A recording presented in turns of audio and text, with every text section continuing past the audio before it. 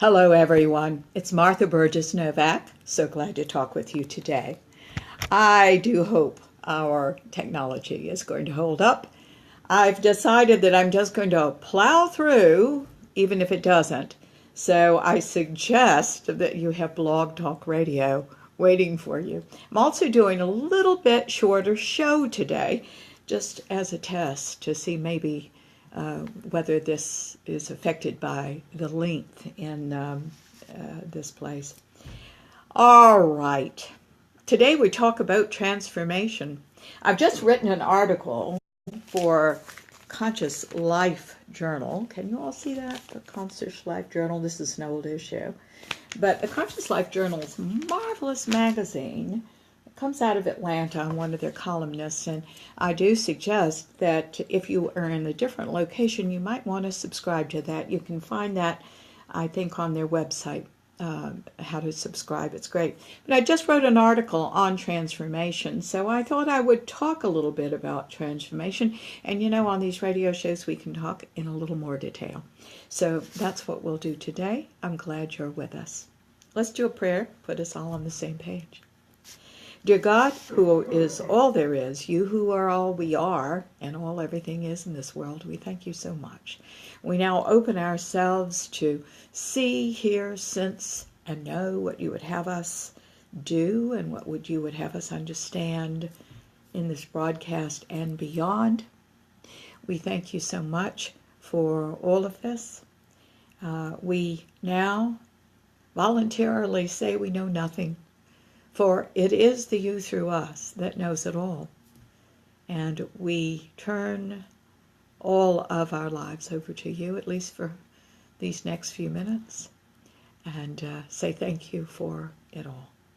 We say this prayer now in your name and in the name of the Ascended Masters, our love-centered guides and friends, and in the name of everyone listening to the show today. Thank you, and so it is. Forgive me, I'm going to have a sip of tea because apparently my throat is closing up a little bit. Hello, Naresh. So glad that you all are listening today. One of the things I want to start with talking about is those of us who work in consciousness and do consciousness studies and teach it often know that transformation, and we're talking about the big transformation in this show, the huge spiritual transformation where you absolutely know everything. You see your life as the perfect whole and how everything has fit together, and there's not been one wasted moment or accident, no matter what the life is that you have lived. This big transformation, we realize, and getting there is about as much unlearning for you as learning. I do believe that deep down inside all of us, we have a great deal of consciousness. You see, it's all there. It's nothing that's bestowed on us from outside. We were born with this. It's just that we have the right to choose the path that tells us all about this and gives us this quite fantastical life, or we have the right to shut it down. We do. So when I talk about it's about unlearning, I'm talking about unwinding, certainly. Hello, Ben. The egoic child's mind, and getting beyond your issues and patterns that compel us, by the way, to act a certain way, to say certain things, to do certain things, rather than giving us the world of choices that consciousness does. So we can really decide who we are and who we want to be. Most everyone, when they get here, in fact, I don't know anyone who didn't, decides they want to be absolutely the channel for the God that they are, the aspect of God they are. You know, God is everything. And so everything, down to the smallest pebble in the yard, is the aspect of God it is. the dog at your feet, the pebble in your yard, the tea that you drink, the trees, the sore throat, not that mine is sore, but I do have a lot of congestion today for some reason. All of it is God in higher or low degrees according to our understanding of it, you see. So what we do in these shows is try to expand our understanding of this God who is all things. And by the way, easy to deny because it's everything. And so oftentimes we see nothing instead of everything. I think questions about all of this are good. If you have any, by the way, there's a guest call-in number, which is 347-850-1647. I hope I could bring you on today. I don't know whether I will. It depends on the speed and the atmosphere, and I don't know what. But we hope you'll get through. I do believe that inside we have this, and all the talents and gifts and abilities that all people, by the way, have, and that are bestowed on us, given certain predilections and talents and abilities. I do feel that we have all the abundance that we were born with inside. So when I talk about unlearning, I'm talking about getting ourselves out of the way so that the real us can be revealed. And then I also teach, as many people do, what this will be like. And here's why that's important to teach, because you won't give up your old system that the ego child's mind created for you so you could survive, that was, by the way, based on appearances, until I give you something better that you're going to. You see? Until I teach you that. But really, in my belief system, I think I'm just reminding you of that. Reminding you of all the wonderful things that await you in this beneficence that God is. And the beneficence reveals itself, and you choose it deliberately when you get these old learning patterns that belong to the ego child's mind out of the way. So, as a consciousness coach, I know I go about releasing old issues and patterns that have resulted in non-optimal behaviors. One day, you do know more, understand more, want more, and do more. Because this is the way you've been all along. You have been, if you will, an undeveloped whole. And as you develop the mind, you become more developed. So that in consciousness, in deeper levels of consciousness, and certainly in enlightenment, we become the developed whole.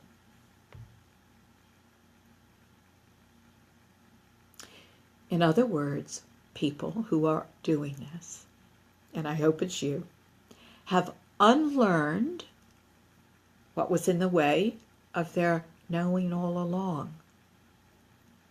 And this is what we call transformation. Now, as usual, in all my lectures, we're going to start with the broad picture, and then we're going to go down to some details and some things you can do for yourself. So, first of all, let's talk about what spiritual transformation is. It's a state of being that dramatically alters one's experience of living. It's, by the way, highly personal, and only will be understood by you or by people who have been there themselves. I know that when a transformation happened to me that changed my life, I was in actually an innocuous little spiritual group the person that was hosting this at her home put us all in different rooms so we could meditate. And in that meditation, I think I was finally ready to let go of everything. And I absolutely could not stop crying. I was so happy, so relieved. Everything came together as some sort of perfect whole. It wasn't about the situation I was in. It was about this was the time. And it was amazing. It was a little embarrassing too, because I couldn't explain why I was crying so, but it lasted for like 2 days as I let go of everything that was old. And I became something that I had been working on for a long time. And I knew that I loved God enough to die right there. And it would just be fine. And everything was perfect and explained. And it was powerful. It was the most powerful thing that ever happened to me.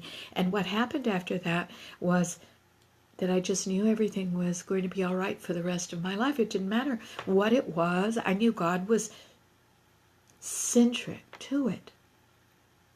There was no God is with you in the good times and not in the bad. God was everything. It was my interpretation of everything, my judgment on things, my insecurities,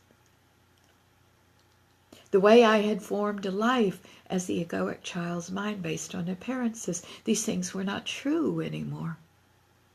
And I didn't know what was, but I knew it was all right, and that I would be finding out what was true for the rest of my life in deeper and deeper and deeper and more loving ways.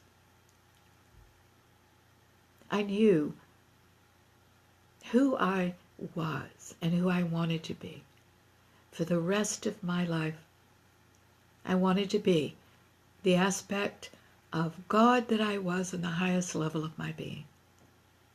I honestly think now that I weigh that against everything that I teach and what I've been teaching for years, even before I had this understanding, was I think that's our potential.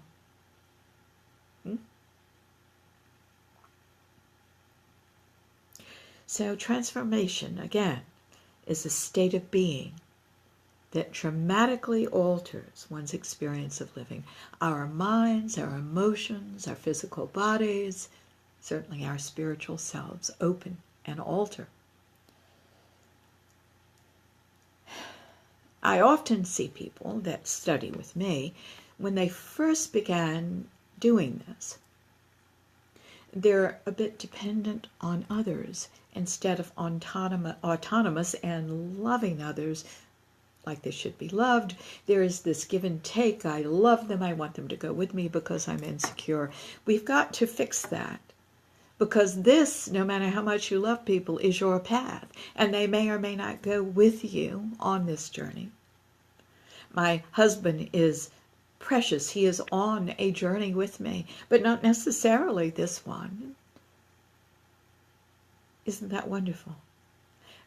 But he knows that I know and I believe, and one day he may or may not choose that for himself.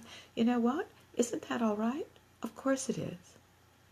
When we love people, it is all perfect.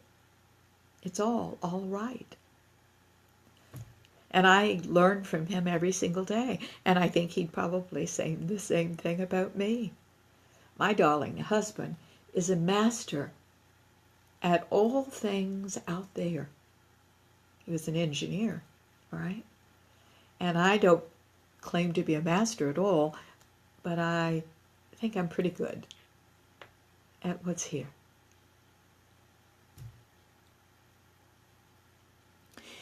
Now, I think that transformation is often confused, ladies and gentlemen, with peak experience. But peak experiences are temporary. In my opinion, peak experiences are when, for some reason, Spirit opens the curtains so that we may see what pure Spirit is, but they always close. Now, why? I don't know. I think sometimes, and I can only speak from my own experience, that peak experience has happened to us because Spirit is showing us what we are capable of, what's out there beyond what we currently believe and know. I know that I had a series of experiences, peak or otherwise, when I was quite young. And I think it was trying to tell me the gifts I had that were waiting to be developed if I chose that path, which I did, ultimately. I was always more curious, I think, than anything. So when I had these experiences, I wanted to know what that was about. Was I afraid? Of course I was. They were out of the norm. But I investigated anyway. And what I found was more normal than the way I was living. I think the altered state that so many people chase, and by the way, that whole sentence is just askew. That's all the word that I can think of, because you can't chase these things. They come when you have opened enough in you, you know? So I think sometimes these intuitive experiences and peak experiences come as God's way of saying, look at this, be curious about this, open yourself, find out more, understand more. But peak experiences and these other things do not change you because they're temporary. They were there to show you something. And that's why it's not the transformation, the deep spiritual transformation that I'm talking about here, which changes you forever. It changes your life because it changes your complete perspective on everything. Now, there are many changes in life, and there are many, if you will, many transformations in life. And these are very important because they'll lead ultimately to the big one down the road. This whole process cannot be chased, and it cannot be hurried.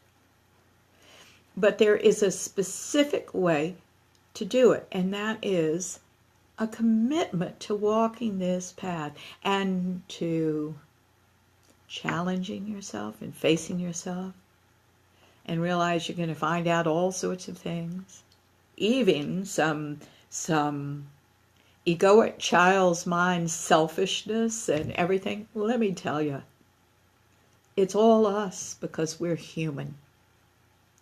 And it's really important for us to face that. I know, I think for a long time I was afraid of my own anger. It would come out in odd ways. I remember doing improv or an audition. My background was theater and film, and I was doing this, and all of a sudden I just got so angry. I think that when I look back on that moment, I was raising my energy level. It was getting bigger and bigger and bigger, and I tapped into that rage inappropriately so. It was just a friendly little improv, or a friendly, I don't think I was working with anyone. I do think I was working alone. That was good. Needless to say, I didn't get that job.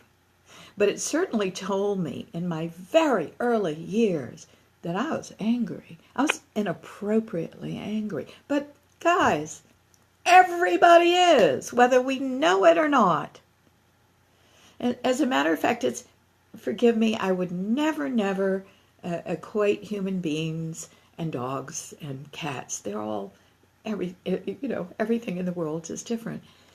But a good dog trainer is going to tell you that the dog to be aware of is the one that's beaten down, because they may snap and bite you. I do think that this has a little something to do with human beings, because we can't be beaten down. We're not supposed to be. It's too much pressure for us to carry. But we beat ourselves down. We came from possibly a household that did that, but then we take over. And we got to find all those ways we do that so we can live happier and more joyous lives and be free finally at last. Because when I talk about a transformation like this, I'm talking about something wonderful, and all that does indeed change. Now, while the experience of transformation is so highly personal, the process of transformation is actually quite predictable. It follows a sequence, and I talk about the sequence. By the way, I should say here that if you want to know more about the subject, I wrote a book. Don't know why I am so hoarse today. Must be a pollen that's growing, right? And putting things in the air. If you want to know more about this, I wrote a book called The Life You Want. You can find it on my website, which is Martha Burgess, Burgess, Novak, Novak.net. I am a .net, not a .com. Something that I have to remind myself of from time to time. Anyway, The Life You Want goes into a great deal of detail about this and about two other subjects. One is consciousness and enlightenment, certainly. Another subject is manifestation and how you live abundantly. And the third thing is about spiritual surrender, which is pretty much what we're talking about when we talk about transformation, is the process of spiritual surrender. The sequence that is predictable that spiritual surrender, i.e. transformation, follows is this. Awareness leads to consciousness, and this leads to enlightenment. This sequence is vitally connected, by the way, to the four bodies. We are composed of our mental body, our physical body, our spiritual body, and our emotional bodies. Now, I'm going to pause here for a minute, and what I'd like to tell you about is how we even have issues, okay? So when we are very, very, very young, there are some philosophies, I happen to believe this, that believe that even in the womb, this is happening. I believe that we began to form issues in the womb energetically because our moms have it. They have issues. And we are the chemicals of our mom. Whatever she feels gets pumped into us, right? Okay. So I need for you to know that because of this, and certainly by the time we're born and when we're very, very young, our energetic bodies, our spiritual bodies, so I should maybe start somewhere else. Let me say this. Our spiritual body is our energetic body. It is its own thing. But all our bodies, the mental, emotional, and physical, are all energy, right? So when that dies, the reason that we live on is because of our spiritual body, because everything has been energy and everything transfers back to energy. It is energy, transfers back to energy. That's what happens to us. That's why there is no end to you. No, there isn't. And that's why when we do finally get to the moment of our physical death, it is a natural and good thing for the people that are dying. Now, it's interesting because for the people that are not, and the people that are left here, it can be very dramatic. It can be romanticized. By the way, romanticism is not necessarily a positive thing. We can romanticize it negatively as well. But we are not seeing clearly because at that moment of ultimate physical transformation, a lot of other transformations as well, it's really quite different for the person experiencing it. All right, that said, the spiritual body, the energetic body, is the first to get a distortion, if you will. And what I mean by that is, let's say you're in the womb or a tiny little child. This is before language. You feel something. You don't have the words to say, I feel rage, I feel sad, I feel this, I feel that, I feel afraid. You don't have words. This is a non-verbal time. So you mark it as something unusual. You mark it as something that you did not understand. There is some sort of consciousness that marks that feeling. Because if you will, all children are undeveloped love. That's really all we are. All little teeny babies. All babies in the womb. All they are is undeveloped consciousness, all undeveloped love. That isn't consciousness that is developed, you see. But we're all love because we're all God. God's everything. All right. So, we have this distortion, this oddity in the spiritual body, something we don't understand. It is a change energetically in us. All right. So, we simply mark it and we go on and live our lives. Then what happens is, as we grow up, as we become infants, toddlers, everything before 8 years old, because science says by the time we're 7 or 8, we're pretty much cooked. Our issues and patterns are. That doesn't mean they can't be changed. That's what we do here, right?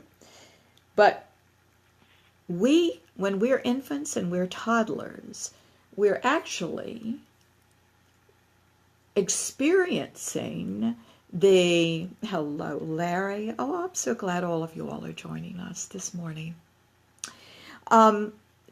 We are, as infants and toddlers, experiencing now life, right? So we're experiencing the fact that, there is such a big bee in this room all of a sudden. That's kind of scary.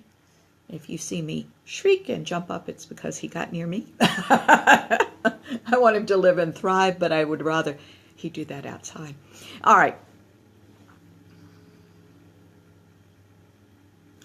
All of a sudden, we are re-feeling something again. And when we re-feel it again, we go, wait a minute, this is the same as the experience I experienced before, that I stored here now as an anomaly in the spiritual body, right? And so what we do at that time is we can give a name to it, particularly if we are in the verbal arena. We're enraged, we're sad, we're jealous, we're this, we're that. And we start gathering evidence around those things to explain the anomaly that we felt that we didn't understand in the beginning. So it all starts in the spiritual, energetic body, and then it moves into the emotional, and by the way, mental bodies, because the mental body can then form opinions about life there, right?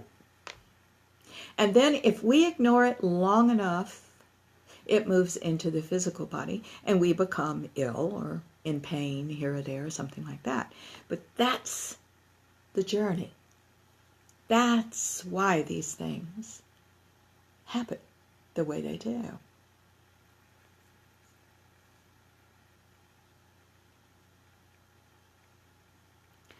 So, awareness, let's define this, is the bottom line understanding of the intricate system of old wiring that we call the egoic child's mind. Remember that the ego in the egoic child's mind doesn't develop until you're around 18 months old. By that time, enough bad things, in quotes, have happened, according to us. And we create a system, i.e. the ego child's mind, to scan the future so that we are looking for like-minded things that, number one, support our beliefs back then, and number two, we want to make sure they don't happen again. You see, these things. We're looking for evidence that we were right back then, and we're looking to make sure that we don't hurt as much. Now, we are much more than that superannuated system. We just are. And I think you would agree with that. Although, as we grow up and as we age, we don't think of ourselves as having issues and patterns anymore. We think we are those issues and patterns. That's a mistake. We are not. We just had them. Who are you beyond them? Something glorious, I'll tell you that. But we don't know what it is until we get there. All four of our bodies really are cluttered with this kind of debris that we're talking about. And particularly our emotional bodies are overburdened with issues and patterns. If you will, forgive this overblown description, image. If you will, your emotional body is an overgrown garden of histrionic weeds, and it must be cleared out for the virtues of your potential to grow there. Now, you might say, okay, what are the virtues of my potential? What really belongs in the emotional body? What should really be there? Here it is. You may want to write it down. Unconditional love, forgiveness, compassion, joy, peace, trust, gratitude, and awe. Now, those are the things that you want to grow in your emotional body.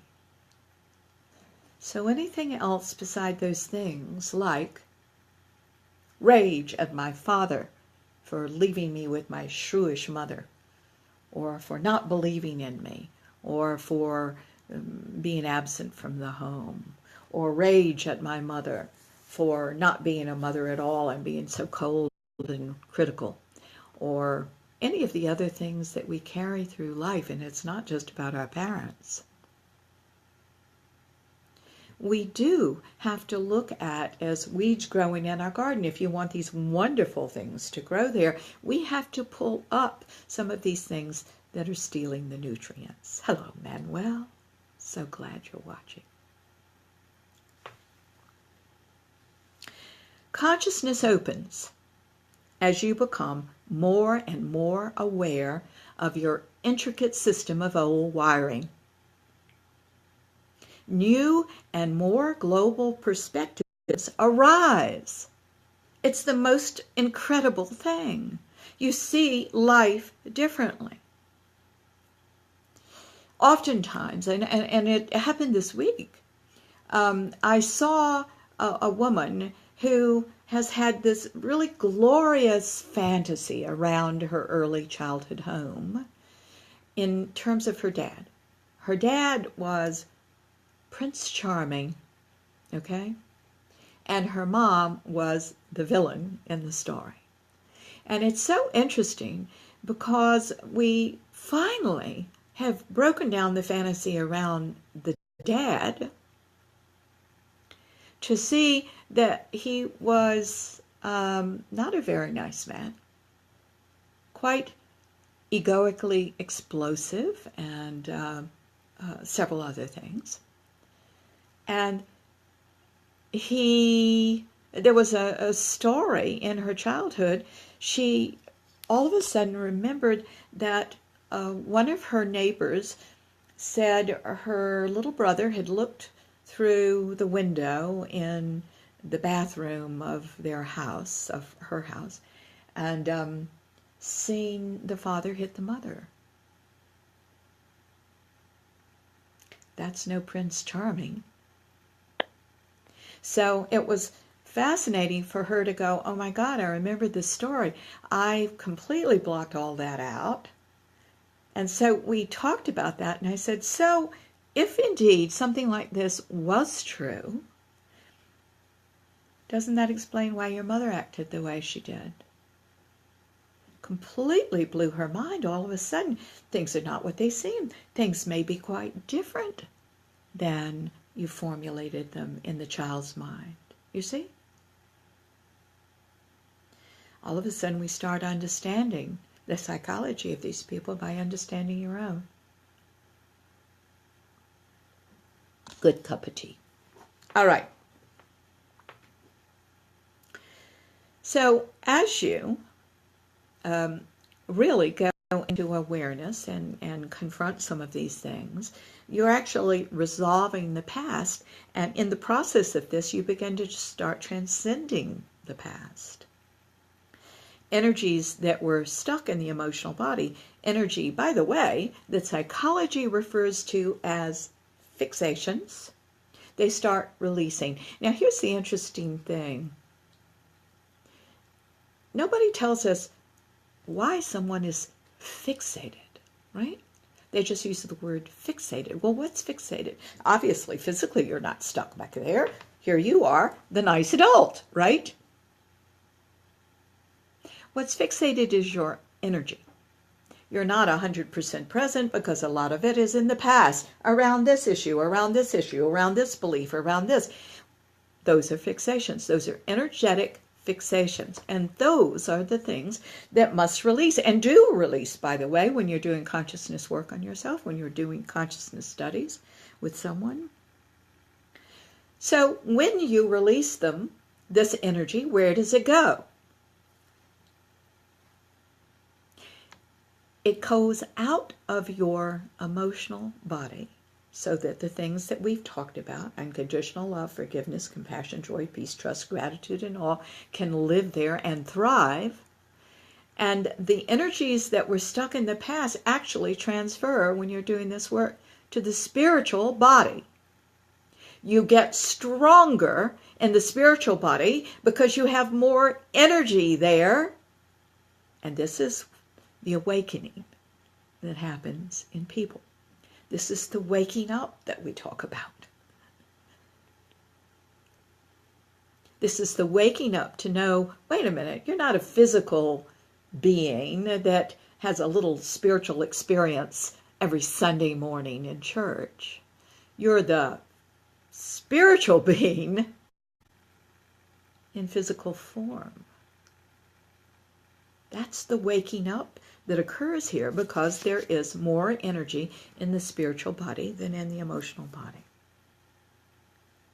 And this is why, with enough work, you awaken to a more spiritual perspective on all of life. This is how you can one day see your life as the perfect whole and forgive yourself and realize there was not one wasted moment. It was exactly what your soul needed to learn. And now you're going to put it to use as a contributor, as a wise person, as someone who is going to have a safe, happy, peaceful, joyous life now. So what happens is there's literally more energy in the spiritual body than in the emotional one. I do think this was Jesus's transformation. You know, we read about Jesus disappearing from all written literature for 18 years. What do you think he was doing in that 18 years? You know, I think my background was Christian, although I do consider myself all denomination these days. I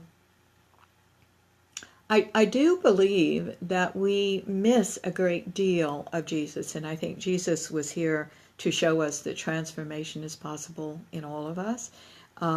If we miss the humanness that he was, You know, how would you feel, for example, if you were told that you were the only Son of God and that your life, your birth, your life, and your death were prophesied and had to work that way according to prophecy, and that a really old, mean, bad man like Herod was out there and killed all the babies under the age of 3 trying to find you?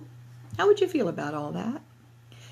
Man, I think it would do me in. I think that it would make me very angry. I think I would be reacting to that in a lot of different ways. So I don't know what happened to Jesus. I know that a lot of literature that didn't make it into the Bible now is talking about some of that. You can hear these shows on National Geographic channel and on all of the channels, usually around the time of Easter, and I do find it absolutely fascinating. It certainly supports my idea of all this, because I think Jesus just appeared for 18 years to do some version of this work on himself, because when he emerged truly the healer, the transformer, you know, that we knew him to be.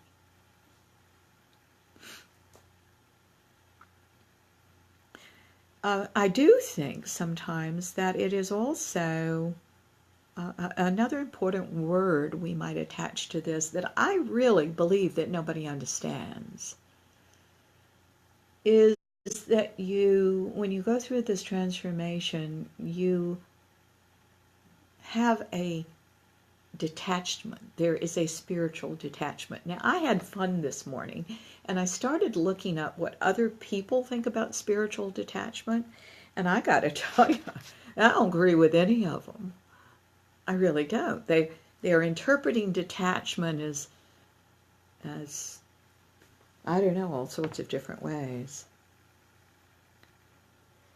I think that detachment, spiritual detachment, is simply knowing that the answers don't lie in us. They lie in God. And going back to Jesus for a minute, I remember the old story of the wedding in Canaan.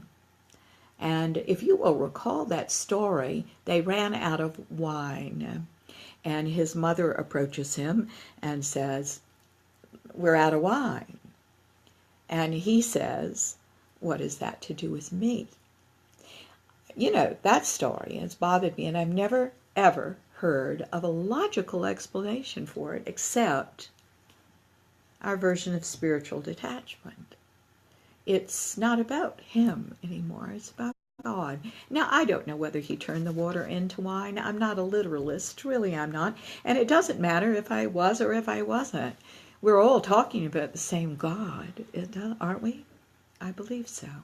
And we've all got to find our level that we believe, and I am a big proponent of that. Whatever makes your life better. Whatever makes your life better. Whatever helps you be closer to God. I'm all for, okay? So detachment in our book is simply knowing the answers that the answers don't lie within you. I've often said that, you know, little Martha Burgess Novak does not have enough sense to do this work. Not really. But God does, through me and through you. Now let's talk about enlightenment a minute. Enlightenment comes in advanced stages of consciousness. We're never finished transforming because at last we're working in those glorious fields of our potential. And once you get there, honestly, here's the truth. You don't want to quit. You want to see how far you can go before this particular physical journey ends. You just want more. Keep in mind that the egoic child's mind, I'm sorry about the dog barking, guys. The egoic child's mind has created a structure based on what things appeared to be as children. But I'm here to tell you a revelation does lie beyond that. And that is this: that dynamic lives are ultimately based on truth, not on appearances. And we have to realize we're going to go through a series of truths. We're going to go through a series of truths through the ego child's mind. A series, one after the other. Each one more and more lightening us up energetically. And then guess what? We go through a series of truths as the ascended mind, as this mind that is love-based, not fear-based. We have series of things to go through. How wonderful that it never ends. But of course, when we're in the egoic child's mind, we say, oh my God, when is this going to end? Because the ego child's mind has as its base fear. All these things that we're feeling is the ego child's mind, the selfishness, the rage, the upset, the jealousy, the disgust, the anything. Impatience, it's all fear-based, not love-based. But these two parts are in you. It's the duality of God. It's all God, fear-based or love-based. It's all God. I think of it as the colors black and white. You know what I mean? We say black repels, right? It repels light. White is the whole spectrum of light. I do think this is the love-based, the fear-based self to the love-based self. The love-based self doesn't deny who you are. It says, I'm all of this, but I choose now to be this, more loving, you see. Now, there's some steps that I want to get to help you with your journey. The reason I do this is, I think these things have long since been in some sort of metaphysical, mystical realm, and there are practical solutions to everything that's going on and practical explanations for them and steps to take that you may understand more ultimately. So number one, I believe with my whole heart in working on ourselves.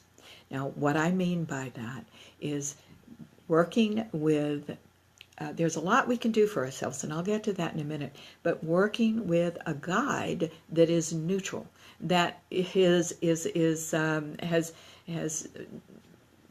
puts consciousness and enlightenment as a priority in their own lives, and that can help you with your journey.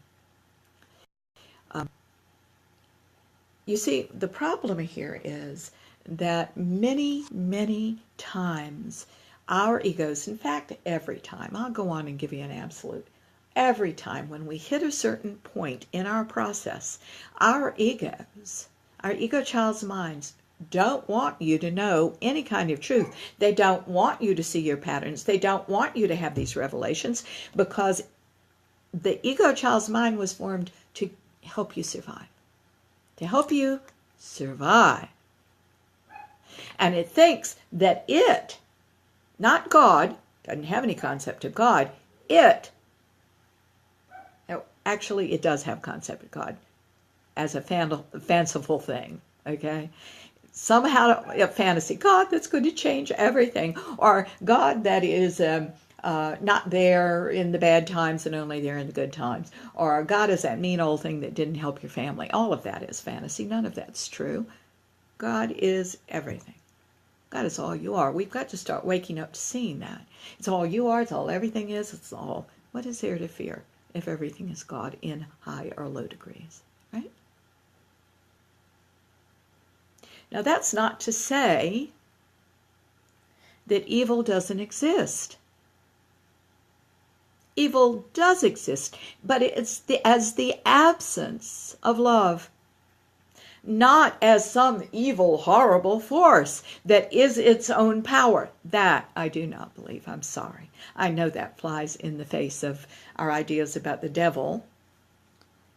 We'd much rather say it's the devil than say it might be us in the way we're looking at things. But evil does exist. It's the absence of real love. And the more the absence of real love is present, the more acts of evil get done. So our journey is to discover the love that we are. But our egos are going to say, don't do that, don't do that. You're alive because of me. It's sending up propaganda saying, stay where you are, it's the only place you're safe. And only those people that have made the journey beyond that thought can tell you that's not true.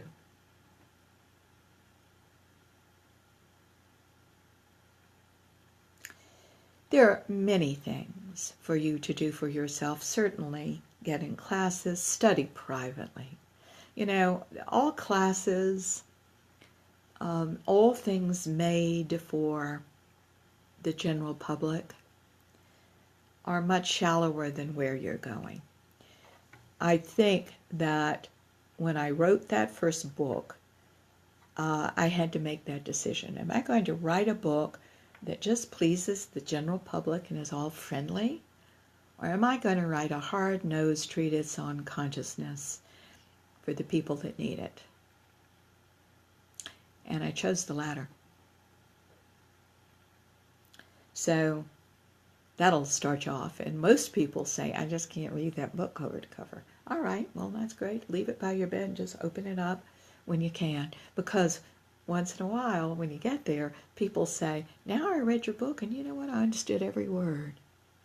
Good book. That thrills me. That's what it's there for. I also say there are many things that you can do to start this journey if you don't have a lot of money. First of all, I do want to say that the universe is going to support your journey in one way or another, even if you don't have a lot of money. It's going to help you out. But there are things that you can do. You can read. You can meditate. You can do a lot of things without being wealthy. And of course, as you open things up and you find out that you really are a wonderful person and you're playing in the fields of your potential and you let go your fear of not having things and you're embracing of lack, which is all part of the egoic child's mind, you do become more prosperous. You become more prosperous when you learn how to work your energy and that you have been wasting it, and you learn how to focus and you learn how to trust God and you move on what God is telling you. Wow. Now we're talking about abundance. Second thing I want you to know is there are explanations for everything that you're feeling. You just have to drill down to them. Now, you, as talking from the ego child's mind sometimes, when you're working with someone, don't tell them that truth. I've been working with this person that I referred to earlier that we found out the father hit the mother. Might have done that more than once. She doesn't remember much of her childhood. All of these things are revealed over time because I've been working with her for quite a long while, you see. These things reveal over time, but there are explanations for everything. And that's what's so fascinating, because when you figure out your patterns, you just go, oh my God, this becomes the most interesting thing I've ever done. And what's fascinating about this is when you figure out the intricate wiring in you, you look at other people and you just see it in other folks. Now, that's not to say that you then lecture them on that. It is a quiet knowing inside you. If somebody wants help, you'll be glad to talk with them. If they don't, that's fine. That's their path too. All right. I do so say that it is a good thing to move on meditation because it calms your fears. More can surface and become knowledge for you, because knowledge in this case is power. I'm going to tell you, it really is. Quiet power, not the kind of egoic child's power. We want you to read. Please read some books that support this. Start some study groups that support this. All important things. But remember that if something is generalized, it's going to be shallower than you confronting your specific wiring. And that's what, honestly, we all need to do ultimately, is confront our specific wiring. Number 3, you need to learn about emotion. I haven't met anybody in my life that hasn't suppressed a lot or a little emotion. I think what we never realize is that emotion is not there to hurt us. It's there to be a signpost saying, I feel anxious in social situations, so that we'll go, why do I feel anxious in social situations? It is telling us to look more deeply into us so that we can actually heal from these things. But instead, we run away from emotion. We're saying, I don't see that sign. And then we just keep doing it over and over again. And the reason it happens over and over again is because our bodies, our very bodies, God is all we are, Spirit is all we are, really at our finest, is bringing it around again and again and again and again. So maybe this time we'll do something about it. Maybe this time we'll explore it. But you know what? The ego is also in that. The ego child's mind is also bringing it around again and again. You know why? Because it's familiar. And familiar is comforting and soothing, even if it hurts. Odd, huh? That you should have both of those things existing in the same emotional experience. But it's true. And this is what's so difficult about doing work for yourself, because there are contradictions like mad down there in your emotional body. It's contradicting itself all over the place. So if you're looking for something that makes linear, logical sense and is rational, we never heal. Because what's holding us up is not rational. You see? Good. All right. We must be willing to investigate the past, to see what you did with it. But you don't have to relive it, ladies and gentlemen. This is a common misperception in the world, that we have to go back and relive something to heal from it. That absolutely isn't true. We need to simply investigate to see what we did with it and be honest about that. Hello, David. I'm so glad that all of you all are with us today. So, let me just finish that thought. I think if we think that becoming more conscious and more enlightened is to relive it, well, it's a really good excuse not to do the work on yourself. I wouldn't want to relive it. I'm just like you. I wouldn't want to relive it, but I will investigate it. I will look at it pragmatically. I will figure out how it's all wired inside me. And if I can't do it myself, I'll seek help for it, as I did for many years before these things started coming to fruition for me. We've got to figure you out. Okay. The next point is be patient. Be patient with yourself. Don't chase anything. You can't chase consciousness. And when you say, I'm so impatient for a deeper level of consciousness or to get beyond this issue, that's an ego device, guys. That's an egoic child's mind device to actually slow you down. It means the opposite. Because your highest self knows that this happens organically. If God is giving you everything, and it is because you are everything, right? You are these two energies of God, the fear-based energy, the love-based energy, all God, like the white light we talked about have containing the full spectrum. If all of this is you, then we've just got to get out of the way all the things that are not you.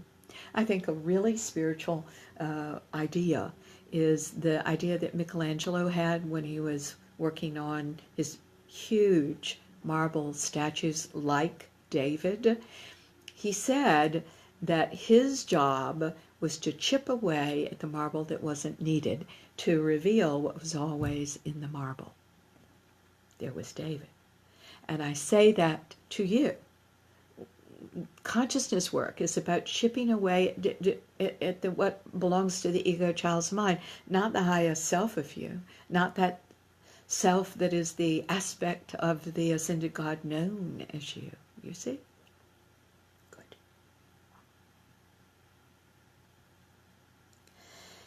We must realize we just have to do the work that you have before you today, and then again tomorrow. You don't have to figure out the world. You don't have to, because everything is always in change. I think we have to get comfortable with a larger definition of God. God is an ever changing and ever moving and ever expanding set of truths, always in motion. There's always something else to know, a deeper level, a deeper level, a deeper level. Why isn't that all right? Except that human beings in their unaware state, in their child's mind state, in their fearful state, cannot tolerate change, cannot tolerate not knowing. And we've got to learn to tolerate that, because God's an organic process. This whole things of the truths revealing themselves is organic. Consciousness, organic, all of it, organic. We're all talking about the same thing after all. We can't hurry it. We have to just do it. Another point is we have to learn to embrace and forgive everything, all of us, instead of justify and avoid. We justify and avoid. We justify feeling angry. I have a right to feel angry, we say to ourselves. I have a right to avoid because it's hurtful, it's bad. All right. Actually, those are the opposite direction from where we want you to go in consciousness work. Because in consciousness work, you find out that you're everything. You're everything. You're every feeling in the world. You're every negative and positive thought, which are actually judgments in our own egoic child's mind, because there are no labels in the highest self. They're just things that are. We've got to learn to embrace what we so hate about ourselves. We've got to understand, and this is what the consciousness journey does. It opens up our compassion for ourselves. We understand why we did what we did, and why everybody else did what they did, too. I mean, after all, what happened to this father in the story that I told you earlier that hit his wife? That made him like that. I'm not justifying him hitting his wife. Don't you get me wrong, because I am not justifying or condoning any kind of behavior like that. I am saying there's a logical explanation for it, and he should have gotten to it. Because we all have that ability to see in truth what we're doing and say, oh my God, I don't want to do that anymore. And not vilify ourselves, but understand where it fits into the whole, where we can drop that little piece. And then we see our lives as the perfect whole, and we make different choices. Isn't that wonderful? To make different choices, not have reactions anymore. We're either having reactions or we're making choices. And making choices is a God-given right. It's one of the beneficences of God when we get there and understand more. I also say, learn to be kind. Because you're going to learn on your journey First of all, how unkind you have been to yourself, how harsh you have been to yourself, and you never realized it. You never realized it. I think, now this is just by way of example, because there are myriad ways we're harsh to ourselves. We've got to learn, of course, not to be. And so we have to look at what we're doing. And I think of an example. I have a client whom I adore, and I've been working with her a long time, and she has been complaining the whole many years about being sleepless. But although I saw why she was sleepless from the beginning, I couldn't do anything about it, because every time that I suggested any kind of change, she gave me a million reasons why she couldn't make that change. What it is she is always manic. And she crams too much into her days, and she wants to be right, and she wants to be the smartest, and she wants to look better than everybody else. There's a degree of narcissism, right? And I was so proud of her, because just recently have I put it all on the table for her, because I've been working on her not accepting all this time. And she said, absolutely, yes, I am doing that. Now, she hasn't fully made every change. Once in a while, she'll have a sleepless day or night, and she'll look back in the last 24 to 36 hours, and she said, here's what I did to create that. Here's what I did. And that night, she sleeps. We found something in her, too, that she does not handle anything unresolved well. It's open-ended, so she worries about it all night, and she has that, what the Chinese call the monkey mind, that skips around to all the options and all the possibilities and all the everythings all night long. She's in mania, right? And so what we have done now is say, when you go through your day before you go to sleep, recognize what is still unresolved and give it to God. Give it to God. This is somebody, by the way, who has said the whole time, I don't know where God is. I do not know where God... Well, yeah, God is not in the monkey mind. What makes you think that God is in the monkey mind? God is the monkey mind, because it's all energy, but it's in a low form of God and not the ascended mind of God, and the ascended mind that you are privy to as the aspect of God you are. You see? Ladies and gentlemen, it is a wonderful world, and we have loads of options and possibilities and things. But the one thing that I hope you'll choose, that through this radio show and through my books and through my magazine articles and the Conscious Life Journal and many other things, I hope you will be inspired to go on this journey. Shake in your boots if you must, but commit to it and go on it, because what your life is going to give you is all those things that we talked about earlier that become part of your emotional component. Peace, joy, compassion, forgiveness, unconditional love, trust, gratitude, all. You live in that world now. So go out there, find the truth. Whatever it is today, it's going to keep growing and deepening as you go through. And conquer your part of the world. That's all you've got. Change you. And you'll start seeing the changes you want to see in the world. It is a marvelous life, ladies and gentlemen. Please, I hope this for you. I wish this for you. And I wish you all success with it. Now, you can find me at my website, Martha Burgess Novak, Novak.net. You can write me through that website. I hope you will. And give me your comments and your questions and your suggestions for shows. I'd love to hear that. There are a whole lot of free shows that are posted on Blog Talk Radio.